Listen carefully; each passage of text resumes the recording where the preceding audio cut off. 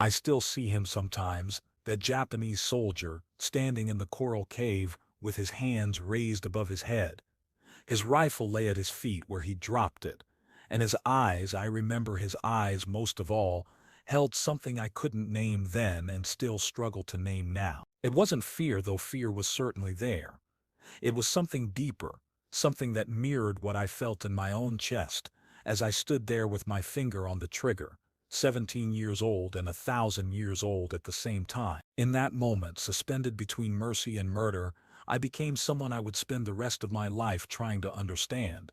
My name is James William Hartley, though everyone called me Jim back then and still does now. I'm 97 years old as I write this, sitting in my study in Portland, Oregon, where the rain patters against the windows the way it did on my tent at Camp Pendleton all those years ago. I was born in 1928 in a small town in eastern Washington, the second son of a wheat farmer who never quite recovered from the First World War, though he never spoke of it.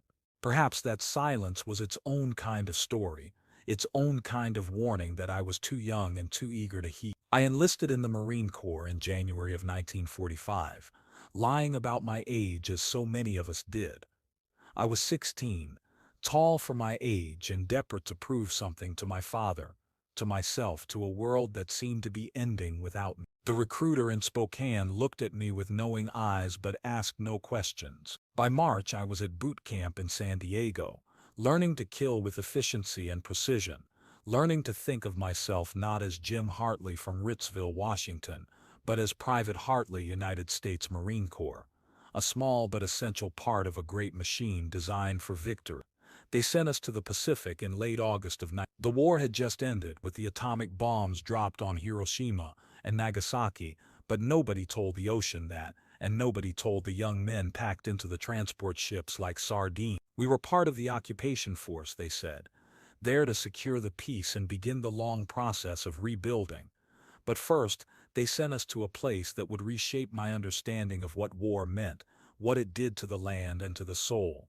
They sent us to Peleliu Island, sat in the Peleliu chain, a small speck of coral and limestone in the vast Pacific, unremarkable except for what had happened there the year before. The battle for Peleliu had been one of the bloodiest in Marine Corps history, a savage fight that lasted from September to November of 1944, far longer than anyone had predicted. The Marines and Army units that took the island suffered over 10,000 casualties. The Japanese lost nearly 11,000 men, fighting from an elaborate cave system carved into the coral ridges, refusing to surrender even when defeat was certain. We arrived in September of 1945, exactly 1 year after the first Marines hit the beach. Our mission was to help with the cleanup and to maintain order while the last remnants of Japanese resistance were dealt with. But Peleliu wasn't finished with its war. Not the island held on to its dead and its secrets with a terrible tenacity. And we young Marines, fresh-faced and thinking ourselves ready for anything, were about to learn what it meant to walk through the aftermath of hell. The heat struck me first when we stepped off the landing craft. It wasn't like the heat in Washington, dry and honest. This was a wet, suffocating heat that turned the air itself into an enemy. It clung to your skin, filled your lungs, made every breath an effort. The beach was white coral sand, beautiful in a postcard way, but scattered with debris, rusted ammunition, fragments of equipment, things I learned not to look at too closely. The smell came next, even a year later. Even with all the cleanup efforts, Peleliu smelled of death. It was in the coral rock itself, baked into the island by a year of tropical sun. Bodies had been buried hastily during the battle, some not buried at all in the chaos of fighting. The caves and the ridges still held Japanese soldiers, some dead, some not quite dead, some alive and unwilling to believe the war had ended. We set up camp near the airfield, which had been the whole point of the battle, an airfield to support MacArthur's return to the Philippines. American engineering had finished what battle started, and now planes landed and took off with regularity, bringing supplies, taking away the wounded and sick. The camp was a sprawling collection of tents and temporary structures, organized with military precision but feeling temporary as if the island might reject us at any moment. My squad was assigned to patrol duty in the unbreakable pocket, the area the Marines had called Bloody Nose Ridge during the battle. The ridge system was a nightmare of coral pinnacles and deep caves, a natural fortress that the Japanese had improved with extraordinary engineering. Our job was to search for holdouts, to map the cave systems and to remove anything dangerous unexploded ordnance, weapons caches, booby traps left behind by an enemy who understood that even in defeat they could still kill. Sergeant Davis led our squad. He was 24, a veteran of Guadalcanal and Tarawa, and he carried himself with the quiet competence of someone who had survived things that would have broken weaker men. He was from Georgia, spoke with a slow drawl that somehow made even the most dire situations seem manageable, and he treated us young Marines with a mixture of patience and stern expectation. He knew we were green, knew we hadn't seen combat, but he also knew that Palaleo could kill you just as dead as any Japanese soldier. "Listen to me," he told us our first day of patrol. "This island ain't like anywhere else. The Japanese dug in so deep here that we're still finding them. Most are dead, some are dying, and a few are still fighting. If you see movement in a cave, you call out. You don't go in alone, you don't assume anything, and you watch for booby traps. They rigged everything. Helmets, bodies, even their own wounded. Clear?" We nodded, thinking we understood. We didn't. The first patrol was overwhelming in its strangeness. The ridge system was a maze of coral formations, some rising 50 feet or more, all of it sharp enough to shred clothing and skin. The caves were everywhere, dark mouths opening onto deeper darkness. We moved slowly, carefully, calling out in Japanese phrases we'd been taught, listening for responses that rarely came. The evidence of battle was everywhere. Shell craters pocked to the coral. Trees where they still stood were shattered and blackened. Equipment, both American and Japanese, lay scattered like toys abandoned by a bored child. And bones. We found bones. Sometimes they were clearly marked graves. Sometimes they were just there, mixed with the coral rubble, pieces of men who had fought and died for this unremarkable piece of rock. I tried to stay professional, to see it all as part of the job, but at 17 nothing prepares you for the physical reality of death on that scale. I had grown up hunting with my father and brothers, had dressed deer and birds, understood in an abstract way that war meant killing. But this was different. This was industrial, systematic, vast. Men had died here not one at a time but by the hundreds, and the island bore the scars. On the third day we found our first holdout. We were working our way through a particularly dense section of the ridge, when Corporal Jennings, who was walking point, held up his fist. We froze. He pointed toward a cave entrance partially obscured by coral rubble. Something had moved inside. Sergeant Davis moved forward slowly, his rifle ready. He called out in Japanese, the words sounding strange in his Georgia accent. "Senso wa owarimashita. Come out. The war is over." Silence. We waited, sweat dripping, hearts pounding. The cave entrance was a black void that seemed to absorb light. Davis called out again. This time there was a response, a weak voice from deep in the cave, speaking Japanese too quickly for any of us to understand. "He's alive," Davis said quietly. "Jennings, Murphy, with me. The rest of you cover that entrance. Anything comes out that ain't us, or a surrendering Jap, you shoot it." They disappeared into the cave. We waited. Minutes stretched like hours. My hands shook on my rifle. I was afraid, not of what might come out of the cave, but of what I might have to do if something did. When they emerged, they were helping a Japanese soldier, or what was left of one. He was skeletal, barely able to walk, his uniform hanging on his frame like a scarecrow's clothes. He had been living in that cave for nearly a year, surviving on what supplies he had, and whatever he could scavenge at night. His eyes, when he looked at us, were empty of everything except exhaustion. We gave him water. He drank it slowly, carefully, as if afraid it might be his last. The corpsman checked him over, shaking his head at what he found. Malnutrition, infection, God knows what else. They took him away on a stretcher, and I watched him go, wondering what it must have been like to spend a year alone in the dark, fighting a war that had already ended. "That's the lucky ones," Davis said, watching the stretcher bearers carry the soldier away. "The ones who are ready to quit. Most of them ain't." He was right. Over the next weeks, we found more holdouts. Some surrendered, some fought. One threw a grenade that wounded 2 Marines before we killed him. Another charged us with a bayonet, screaming, forcing us to shoot him down. These weren't soldiers anymore. Not in any meaningful sense. They were ghosts. Men who had died but hadn't stopped moving, sustained by duty and honor and a code I couldn't begin to understand. The work was grinding, physically and mentally. We patrolled in the suffocating heat, checking caves, marking dangerous areas, sometimes spending hours just sitting and watching, waiting for movement that might never come. At night, back at camp, we tried to sleep through the heat and the nightmares.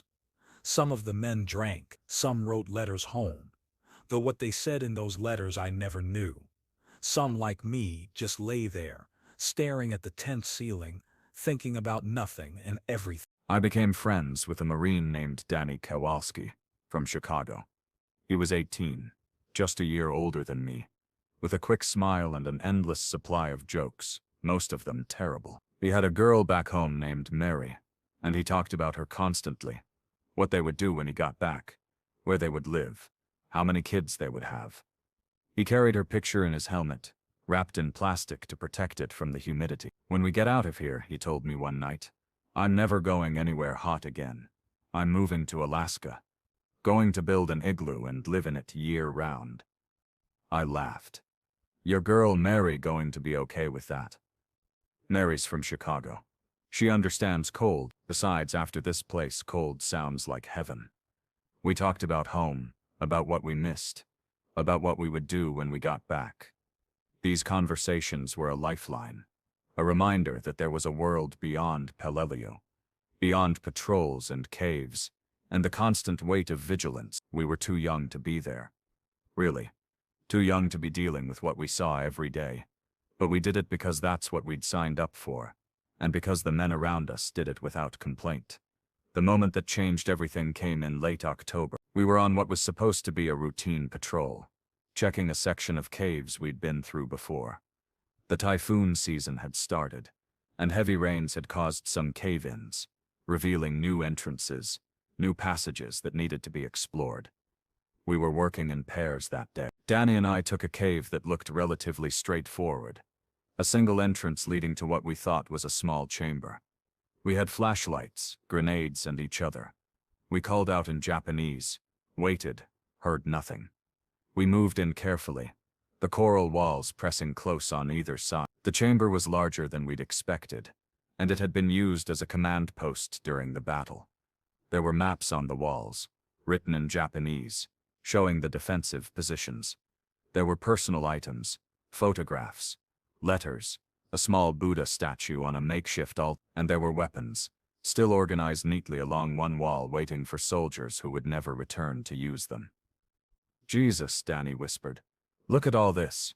We were photographing everything, following procedure, when we heard the sound. It came from deeper in the cave, from a passage we hadn't seen, hidden behind a rock fall. A scraping sound, like something being dragged. We froze. Danny looked at me, and I looked at him. We should have backed out right then, called for the rest of the squad. That was procedure, but we were young and stupid, and maybe a little proud, wanting to show we could handle it ourselves. We approached the hidden passage, calling out in Japanese. The scraping sound stopped. We waited. Nothing. "Probably just a rat," Danny said, but his voice was uncertain. We moved forward, our flashlights cutting through the darkness. The passage narrowed, forcing us to move single file. Danny was in front. I was right behind him, close enough to touch his back, close enough to hear his breathing, quick and shallow. The passage opened into another chamber, this one smaller, more like a cell. And there, in the corner, illuminated by our flashlights, was a Japanese soldier. He was alive. He was armed, and he was pointing his rifle directly at Dan. Everything happened in fractions of a second, and in slow motion at the same time. I saw the soldier's face, young like ours, haggard and desperate. I saw his finger on the trigger. I saw Danny freeze, and I acted without thinking, raising my rifle and firing. The shot was impossibly loud in the confined space. The soldier jerked backward, his rifle firing into the ceiling, coral chips raining down. He slumped against the wall, and in that moment, as the echoes of the gunshot faded, I saw his face clearly for the first time. He was looking at me. Blood was spreading across his chest, but his eyes were clear, focused, and in those eyes, I saw recognition, not of me as an individual, but of what we were to each other. Two young men, both far from home, both caught in something larger than themselves, both trying to survive. He had been about to kill Danny. I had killed him first. That was war, they would have told me. That was what we were trained to do. But in that moment, looking into his eyes as the life left them, I felt something break inside. Not my courage or my resolve, but something else. Something I didn't have a name for. It was the understanding that I had just ended a life. Not a faceless enemy, but a person with thoughts and feelings, and maybe a girl back home like Danny's mare. I had made him into a corpse, and I would carry that with me forever. Danny grabbed my arm. Jim, we need to go. Now, I nodded, unable to speak. We backed out of the cave, following our path back to daylight. When we emerged, the sun was painful after the darkness. The rest of the squad was there, alerted by the gunshot. Sergeant Davis looked us over, saw we were unhurt, nodded. What happened? Danny told him. Davis listened, asked a few questions, then sent 2 Marines back to check the cave and retrieve the body. That was procedure 2. Every Japanese soldier was counted, identified if possible, given proper burial. Even the enemy dead deserved that much. Later, back at camp, Danny found me sitting alone, staring at nothing. "You saved my life in there," he said, sitting down beside me. I froze up. He had me dead to rights. "You didn't hesitate." "I didn't think," I said. "I just did it. That's how it works, I guess." He was quiet for a moment. "You okay?" I didn't know how to answer that. Was I okay? Physically, yes, but something had changed. Some fundamental understanding of who I was, and what I was capable of. I had killed a man, not in the heat of a pitched battle, not in self-defense exactly, but because if I hadn't, Danny would be dead. It was the right thing to do, the only thing to do. And yet, "I'll be okay," I told him, because that's what you say, because anything else would have worried him, and he had enough to worry about. But I wasn't okay, not really. That night, I dreamed of the soldier's eyes. I dreamed of him, over and over. The same moment frozen in time.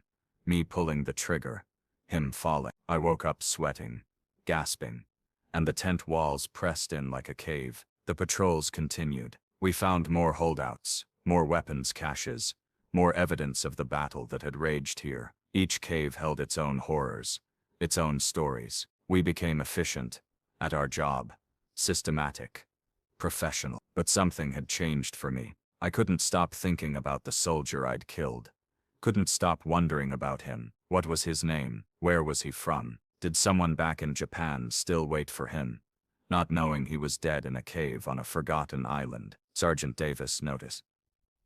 One evening, he pulled me aside. "Hartley, you've been quiet." "I'm fine, Sergeant." He studied me with those knowing eyes. "The one you shot, in the cave, that's what this is about." I nodded, not trusting my voice. He sighed, sat down on a coral rock, gestured for me to sit too. "I killed my first man on Guadalcanal. Jap soldier came out of the jungle, and I shot him, just like that. I was 19. I threw up afterward.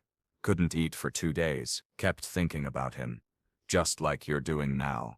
Does it get easier? No, he said bluntly.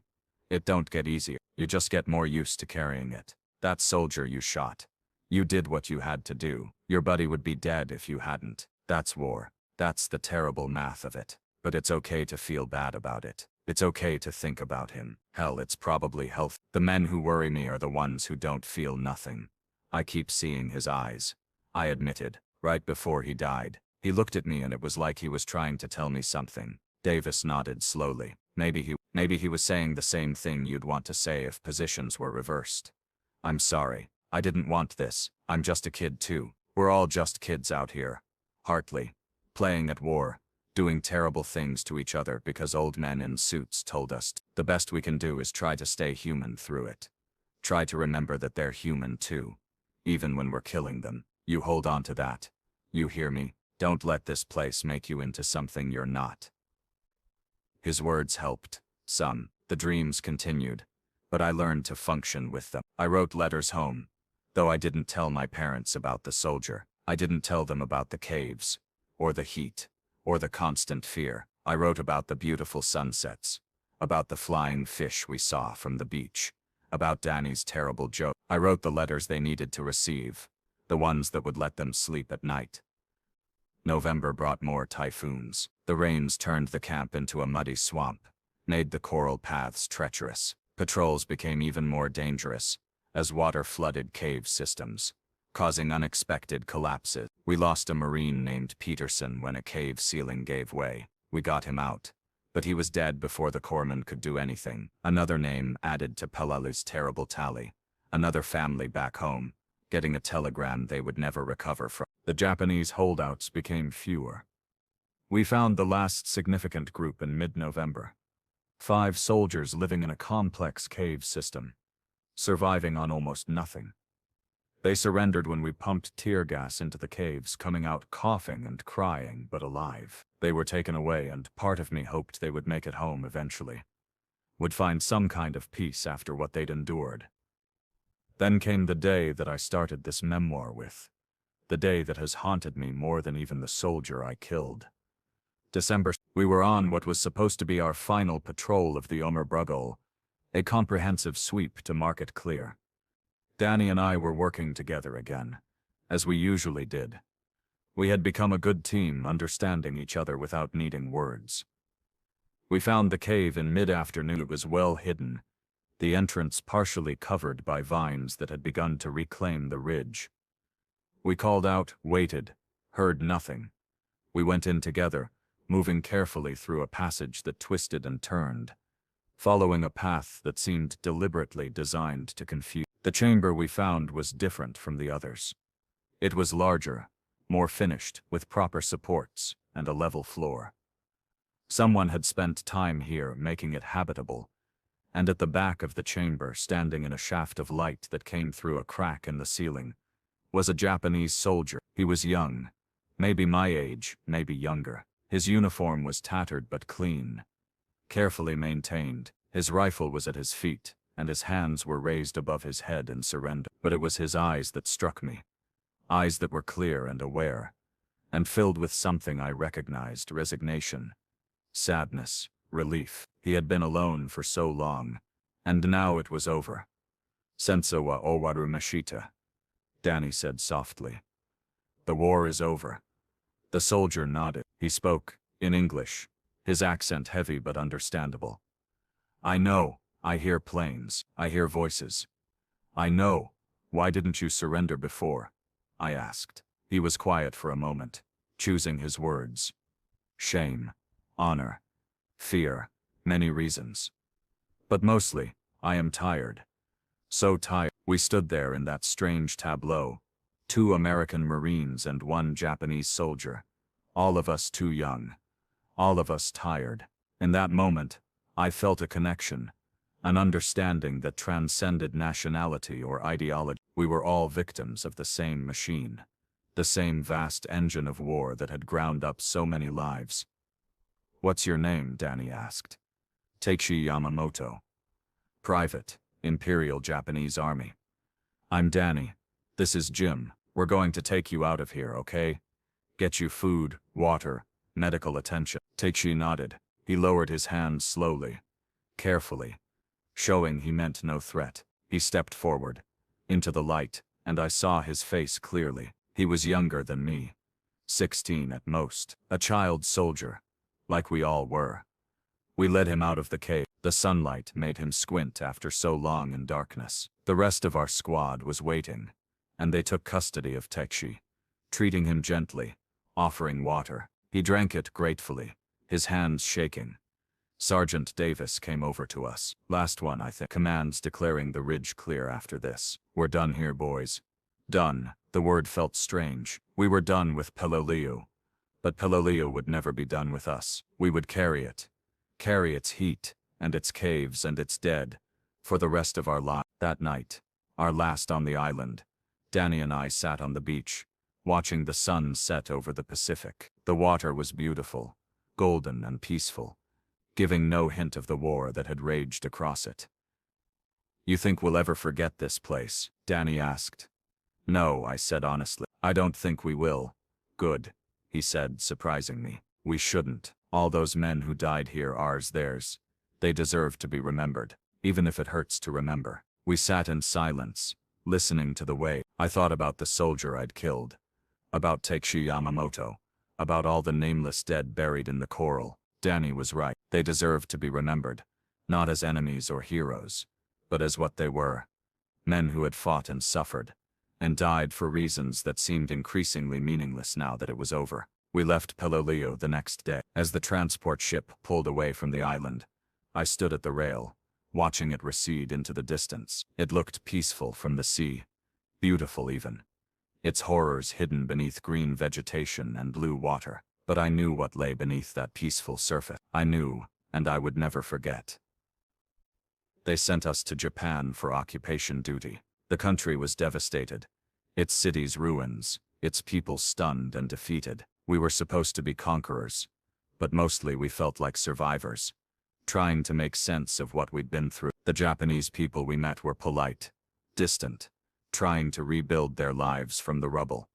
I thought about Takeshi Yamamoto often. I hoped he made it home, hoped he found whatever peace was possible after what he'd endured. I hoped the same for all of them, the soldiers on both sides who had survived this terrible war. Danny and I stayed friends through the occupation. We were discharged in September of 1946, given tickets home and a handshake and a job well done. The train ride across America felt surreal after the Pacific. Everything was so clean, so organized, so normal. People went about their lives as if the war had been nothing more than a brief interruption, something mentioned in passing and then forgot. We said goodbye at Union Station in Chicago. Danny was going home to Mary, to the life he'd dreamed about in the heat of Peleliu.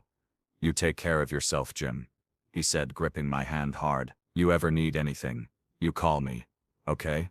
Same to you, Danny. Same to you. I watched him walk away, disappearing into the crowd, and I felt profoundly alone. Danny had Mary, had a future planned. I had nothing except memories I couldn't share, and questions I couldn't answer. I went home to Ritzville. My parents were glad to see me, proud of me, wanted to hear story. But how could I tell them about Peleliu? How could I describe the caves, the heat, the smell of death that still clung to my memories? How could I explain that I'd killed a man, that I saw his eyes in my dreams, that I didn't know if I'd done the right thing or just the necessary thing? So I didn't. I told them it was fine, that I'd done my duty, that I was glad to be home, and they believed me, or pretended to, because that's what everyone did. You came home, you moved on, you didn't talk about what you'd seen. That was the unspoken rule. My father and I went hunting that fall, like we used to before the war. But when I had a deer in my sights, I couldn't pull the trigger. I saw the soldier's eyes, saw him falling, and I couldn't do it. I lowered my rifle, made some excuse about it being too far for a good shot. My father looked at me strangely, but said nothing. I tried to go to college on the GI Bill, but I couldn't focus. The classrooms felt suffocating. The other students seemed impossibly young and naive. I dropped out after a semester, took a job at a hardware store, tried to find some kind of normal rhythm to my life. The nightmares continued, not every night, but often enough, always the same dream. The cave, the soldier, his eyes meeting mine, the shot, his fall. Sometimes Danny was there, sometimes I was alone, sometimes I pulled the trigger, sometimes I didn't, and Danny died instead. I woke up sweating, gasping, my heart pounding, and the darkness of my bedroom felt like the darkness of the cave. I started drinking, not heavily, but enough to take the edge off, enough to help me sleep. My parents worried, but didn't know how to help. How could they? They hadn't been there. They didn't understand, and I couldn't make them understand. In 1948, I got a letter from Danny. He and Mary had gotten married, just like he'd planned. They were living in Chicago, expecting their first child. He wrote about his life, his job as a mechanic, how happy he was. But at the end of the letter, he wrote something that struck me. Jim, I still think about Pelel. I still see it in my dreams. Mary doesn't understand, and I can't explain it to her. But I wanted you to know you're not alone. Whatever you're feeling, whatever you're dealing with, I'm dealing with it too. We went through hell together, buddy. We're allowed to be marked by it. Don't try to carry it alone. His letter was a lifeline. I wrote back, and we began a correspondence that would last the rest of his life. We didn't talk about Peleliu much in our letters, but knowing someone else remembered, someone else understood, made the burden light. I met my wife, Ellen, in 1950. She was a teacher at the local school, smart and kind and patient with my silences. I don't know why she fell in love with me. I was moody, distant, prone to nightmares and dark thoughts. But she did, and we married. And I told Ellen about Peleliu on our wedding night. I told her everything. The heat, the caves, the soldier I killed, Takeshi Yamamoto, the dreams. She listened without judgment, held me while I cried, and when I was done, she said something I never forgot. The fact that it still haunts you means you're a good man, Jim. A bad man wouldn't care. You carry this because you have to. Because those men, all of them, deserve to be carried. But you don't have to carry it alone anymore. I'm here. Whatever you need, I'm here. Ellen became my anchor. She understood when I needed to be alone, knew when to push me to talk, and when to let me be. She never told me to get over it, or suggested that I should be past it by now. She simply loved me, scars and all, and that love slowly began to heal something in me that I'd thought was permanently broken. We had 3 children, 2 daughters and a son. I was determined to be a better father than my own father had been, to be present and engaged, to never let my children feel the silence and distance that had marked my own childhood. I told them stories, took them camping, taught them to respect life in all its form. And when my son asked about the war, about my service, I told him the truth, age appropriate but honest. I was in the Marines, I told him. I served in the Pacific. I saw and did things that still affect me. War isn't glorious or heroic. Not real. It's necessary sometimes, but it's always terrible. If you remember nothing else I tell you, remember that. The nightmares became less frequent over the years, but never disappeared entirely. I learned to manage them, to use the techniques Ellen and later a therapist taught me. I learned that carrying the memory didn't mean I had to be consumed by it, that I could honor the dead, mine and theirs, without letting them destroy me. In 1975, I did something I'd been putting off for 30 years. I wrote a letter to the Japanese government, asking if they had any information about Takeshi Yamamoto, Private, Imperial Japanese Army, surrendered on Peleliu in December 1945. I didn't expect a response. It had been so long and so much had been destroyed in the war. But 6 months later, I got a reply. Takeshi had survived. He had returned to Japan, to a small village in Hokkaido. He had married, had children, worked as a teacher, and he had died in 1973, peacefully, in his sleep. The letter included a photograph. It showed an older man, gray-haired and smiling, surrounded by his family, a wife, 3 children, several grandchildren. He looked happy, at peace. He looked like someone who had found a way to carry his war and still build a life. I cried when I saw that photograph. I cried for Takeshi, for the boy in the cave, who had been so tired, so ready for it to be over. I cried for the soldier I'd killed, who never got the chance to have a family photograph like this. I cried for all of them, all the young men who had died or been scarred by war, American and Japanese, all victims of the same terrible machine. Ellen found me with the letter and photograph. She read it, looked at the picture, and understood without me having to explain. He made it, she said softly. He survived and made a life. You helped make that possible. I killed someone to save him. I said, that soldier in the cave. He died so Teshi could surrender. Yes, she said. And that's the terrible arithmetic of war. You didn't create that situation, Jim. You just survived it. They all were trying to survive it. In their own ways. Danny died in heart attack. Sudden and unexpected. I flew to Chicago for the funeral, sat with Mary and their children, and tried to find words to describe what he'd meant to me. How do you explain to someone that their husband, their father, had saved your life in ways that went beyond the physical? That his friendship had been a rope that pulled you back from dark edges you didn't want to name? At the reception after the funeral, Danny's oldest son, Michael, pulled me aside. Dad talked about you all the time, he said. About Peleliu. About what you guys went through together. He said you saved his life in a cave, but he never told me the whole story. Would you tell me? So I did. I told him about the patrol, about the hidden passage, about the Japanese soldier and the split-second decision. I told him about his father's courage, his humor, his essential goodness. I told him how Danny's friendship had saved me, over and over, in the years after the war. Michael listened, tears running down his face. When I finished, he gripped my hand. Thank you, he said. Thank you for saving him. Thank you for being his friend. Thank you for telling me that. The Cold War ended. The Soviet Union collapsed. New wars started. Gulf War, Iraq, Afghanistan. Each time I watched young men and women deploy, and I thought about Peleliu. I hoped they would be spared what we went through, but I knew they would. War changes, technology changes, but the essential experience, the fear, the violence, the loss, the weight of what you've seen and done that never changes. I started speaking at schools in the 1990s, telling students about my experience, not to glorify war, but to help them understand its true cost.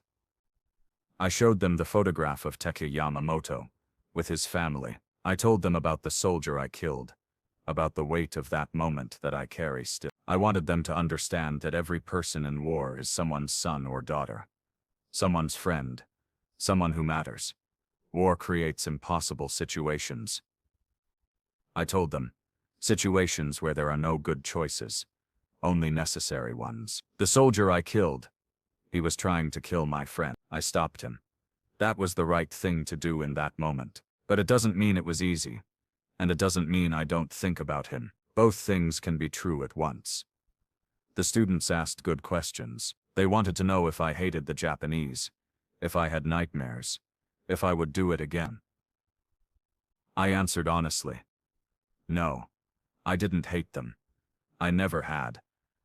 Not really. Yes, I still had nightmares sometimes, even after all these years, and yes, I would do it again. Because the alternative was letting my friend die. And I couldn't live with that. Ellen died in 2008. Peacefully, with our children and grandchildren around her. I held her hand as she slipped away. And with her went 57 years of love and support and understanding. The grief was profound.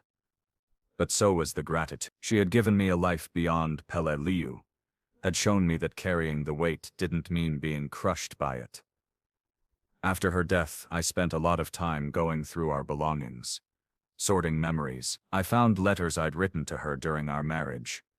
Letters she'd say. In one, written in 1965, I had tried to explain what Peleliu meant to me. The island taught me something I'm still trying to understand. It taught me that we're all capable of terrible things, but also that we're all capable of surviving them, of remaining human despite them. The soldier I killed haunts me, but he also reminds me that every life has value, that every death matters. I carry him not as a burden but as a responsibility to remember, to bear witness, to make sure that what we went through wasn't meaningless. Reading those words decades later, I realized they were still true. More than true, they had become the organizing principle of my life. Everything I'd done, every choice I'd made, had been shaped by those months on Peleliu, by the weight of that moment in the cave. In 2014, I did something I'd been thinking about for years. I went back to Peleliu. I was 86 years old. Too old for such a trip, really. But I needed to see it again. My son came with me, worried about my health but understanding that this was something I had to do. The island had changed dramatically. It was a state of Peleliu now, peaceful and quiet, with a small population and an economy based on fishing and tourism. The airfield was still there, used for small planes. The beaches were beautiful, the water clear and inviting. If you didn't know the history, you might think it was paradise. But the scars were still there if you knew where to look. The ridge system was still pocked with caves and shell craters. The jungle had reclaimed much of it. But coral doesn't grow. The bones of war were still visible beneath the green. There were memorials now, American, Japanese, and Peladan, honoring all who had fought and died there. We hired a guide, a young Peladan man named John, who knew the history better than most historians. He took us into the unbreakable, following paths that were now marked trails. The heat was still oppressive, the coral still sharp. Some things never change. I found the cave where I'd killed the soldier. It was smaller than I remembered, less dramatic. There was a marker nearby noting that this had been a Japanese defensive position. Inside, the cave was empty, clean, all evidence of battle long since removed, but I could still see it. The soldier raising his rifle, Danny freezing, my shot echoing in the confined space, the blood spreading across his chest. I stood there for a long time, my son's hand on my shoulder, and I finally said out loud what I'd been thinking for 70 years. "I'm sorry," I whispered. "I'm sorry I had to kill you. I'm sorry you died so far from home. I hope you found peace, wherever you are. I hope you've forgiven me, though I don't deserve it." My son was quiet for a moment. Then he said, "Dad, he was trying to kill Uncle Danny. You didn't have a choice." "I know," I said, "but that doesn't make it hurt less. Choice or not, I ended his life. He was someone's son, maybe someone's brother. He mattered, and I took him from the world." We visited the Japanese memorial, a beautiful structure, overlooking the sea. The names of the dead were inscribed on stone, thousands of them, each representing a life cut short. I looked for the name of the soldier I'd killed, but I didn't know it. He was anonymous to me, one more name among thousands, but his eyes would be with me until I died. At the American memorial, we found the name of Peterson, the Marine who died in the cave collapse. I traced his name with my finger, remembering him, young, eager, dead at 19. So many names, so many lives, so much loss. On our last day on the island, I stood on the beach where we'd landed in 1945. The sun was setting, painting the sky in brilliant oranges and purples. The water was calm, beautiful, peaceful, and I realized something that I'd been slowly learning for 70 years. Peleliu hadn't broken me. Despite everything, the heat, the death, the killing, the nightmares, it hadn't broken me. It had changed me, scarred me, marked me in ways that would never fade, but it hadn't destroyed me. I had survived. I had built a life. I had loved and been loved. I had raised children who knew how to be kind. I had tried in my small way to make the world a little better. The soldier I killed, he hadn't gotten that chance. Neither had Peterson, or the thousands of others who died on this island and all the other islands and beaches and fields of battle. They had paid the price for the world we built after the war. The least I could do was live a life worthy of their sacrifice, even the sacrifice of the enemy. My son and I flew home the next day. The flight was long, uncomfortable,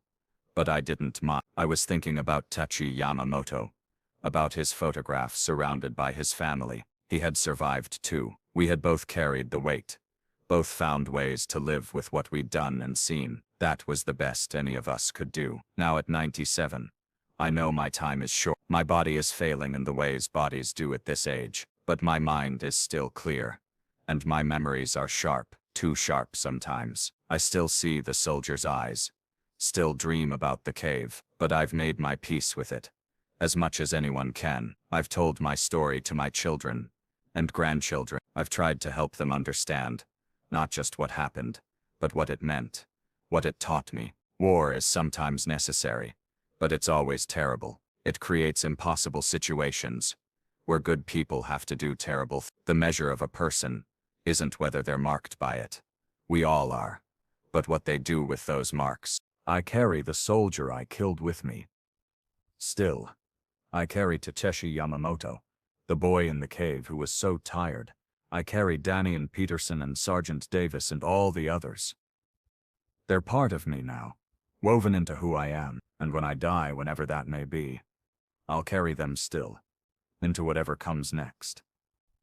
Sometimes I wonder what the soldier was thinking in that moment before I shot him.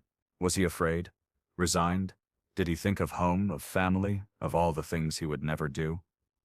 I'll never know, but I think about him, honor him in my way, try to live a life that acknowledges his humanity, even though I ended his life.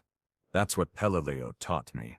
In the end, that we're all human, all vulnerable, all capable of both terrible acts and extraordinary resilience. That war doesn't have winners.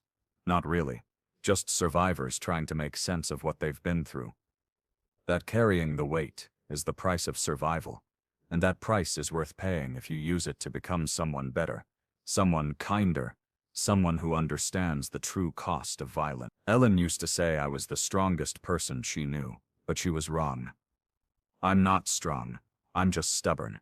I refuse to let Pelileo destroy me. I refuse to let the nightmares win. I refuse to become bitter or cruel or dead inside. I chose, every day, to keep living, to keep loving, to keep trying. That's what I want people to understand when they read this. War will mark you, scar you, maybe even break parts of you that never quite heal. But you get to decide what you do with those scars. You can let them define you, or you can carry them as reminders of what you've survived, what you've learned, who you've lost, and why it matters. The young man I was at 17, lying about my age to enlist, desperate to prove himself. He died on Pelileo. The man who emerged from those caves was someone different, someone older than his years, marked by experiences he could never fully share. But he was also someone who understood the value of life in a way that only comes from seeing death, who understood the importance of kindness, because he'd seen what cruelty could do. I don't regret enlisting. I don't regret Pelileo. I wish it hadn't happened. Wish I hadn't had to kill anyone. Wish all those young men had lived to grow old. But I can't change the past. I can only carry it forward and try to make sure the lessons aren't forgotten. To the soldier I killed, I don't know your name. I don't know where you were from or what you dreamed of or who waited for you at home. But I remember you. I've thought about you almost every day for 70 years. You deserved better than to die in a cave, far from home, at the hands of a scared kid who was just trying to save his friend. I hope you found peace. I hope somehow you understand that I never hated you, that I recognized your humanity even as I took your life. Takeshi Yamamoto, I'm glad you survived. I'm glad you made it home, found love, raised a family, lived a full life. Your photograph gives me hope that survival is possible, that we can carry the war and still find joy. Thank you for surrendering, for choosing life. I hope your death was peaceful, and I hope you knew that your life mattered. To Danny Kowalski, thank you for your friendship, your humor, your humanity in a place that seemed designed to strip it away. You saved me as surely as I saved you that day. In the cave, your letters, your understanding, your refusal to let me face it alone. Those things made the difference between surviving and truly living. I miss you, buddy. I'll see you again someday and we'll laugh about your terrible jokes and talk about everything we couldn't say back then. To Ellen, you were my salvation, my anchor, my home. You took a broken man and loved him back to wholeness, or as close to whole as I could get. Everything good in my life came from you, or because of you. Thank you for understanding, for patience, for love that never wavered even when I was lost in dark places. Wait for me, I'm coming soon. To my children and grandchildren, I'm telling you this story not to burden you with my pain, but to help you understand where I came from, what shaped me, why I am the way I am. You carry my legacy, but you don't have to carry my weight. Take from this what helps you. Leave the rest. Just remember, every person matters. Every life has value, and kindness is never wasted. The sun is setting now, As I write this, the light slants through my window, painting everything gold, and I think about that sunset on Peleliu Beach, my last evening on the island. Life is beautiful and terrible, sometimes in the same moment. We do the best we can with what we're given. We carry what we must, and try not to be destroyed by it. We love when we can, forgive when we're able, and remember, always remember, that we're all just trying to find our way through this difficult world. I'm tired now. The same bone-deep weariness that I saw in Takeshi Yamamoto's eyes that day in the cave. Not the tiredness of defeat, but the tiredness of having carried something heavy for a very long time. It's okay, I've carried it this far. I can carry it a little further. Until the end. When I die, I want to be cremated, and my ashes scattered on the beach in Oregon, where Ellen and I used to walk. Not on Peleliu. That island has enough dead, but a part of me will always be there. In those caves, with all the ghosts. The boy I was died there. The man I became was born there. And the soldier I killed will always be there. In that moment frozen in time, his eyes meeting mine. Both of us too young. Both of us caught in something larger than ourselves. I started this memoir with his eyes, and I'll end it there too, because that's where everything changed for me. Where I understood that war isn't about nations or ideologies or grand strategies. It's about moments like that. Two young men in a cave, one living and one dying, both forever changed by a split second that can never be undone. I see him still. I'll see him until I take my last breath, and I'm okay with that. He deserves to be remembered. They all do, every single one of them, who fought and died and survived and carried the weight. We owe them that much. To remember, to bear witness, to make sure their sacrifices, willing or unwilling, aren't forgotten. The war ended 80 years ago, but in some ways it never ends. It lives in the memories of those who were there, in the scars we carry, in the stories we tell. And when the last of us is gone, when there's no one left who remembers what it was really like, it will live in the words we left behind, trying to explain the unexplainable, trying to make sense of the senseless. This is my attempt. These words, inadequate as they are my way of saying, we were there. We saw things no one should see, did things no one should have to do. We survived, or most of us did, and we tried to build something good from the ashes. We weren't heroes. We were just young men, scared and brave and human, doing what we thought we had to do. Remember us, remember them, remember that every war, no matter how necessary, takes its toll in ways that outlast the fight. And remember that peace, imperfect as it is always better than the alternative. The light is fading now. Evening is coming. Soon it will be dark, and I'll sleep, and perhaps I'll dream of Peleliu again. But that's all right. I'm not afraid of the dreams anymore. They're part of me, part of my story, part of what made me who I am. And tomorrow, if I wake, I'll do what I've done every day since night. I'll carry the weight. I'll remember the dead. I'll be grateful for the life I've been given. And I'll try, in whatever small way I can, to make the world a little bit better than I found it. That's all any of us can do. That's all they would have wanted. That's what I owe them. The soldier, the Marines, all of them. To live, to love, to remember, to carry on. The sun is set. The day is ending, but the memory remains, sharp and clear, as vivid as the moment it happened. Two young men in a cave, a moment of violence that changed everything, a weight that never quite lifts, but somehow becomes bearable over time. I'm 97 years old. I've lived a long life, a good life, despite everything. And when my time comes, I'll face it the same way I faced that moment in the cave. With fear, yes, but also with acceptance, with the understanding that some things are beyond our control, that we do what we must, and that all we can do is try to remain human through it all. That's my story. That's what Peleliu taught me. That's what I want to leave behind. Remember us, remember them, remember that war is always terrible, even when necessary, and that its true cost is measured not in battles won or territory taken, but in the weight carried by those who survive. I see him still, that soldier in the cave. I'll see him until the end, and that's as it should. He deserves to be remembered. They all do. The sun has set, darkness is falling, but I'm not afraid. I've carried the weight this far. I can carry it home.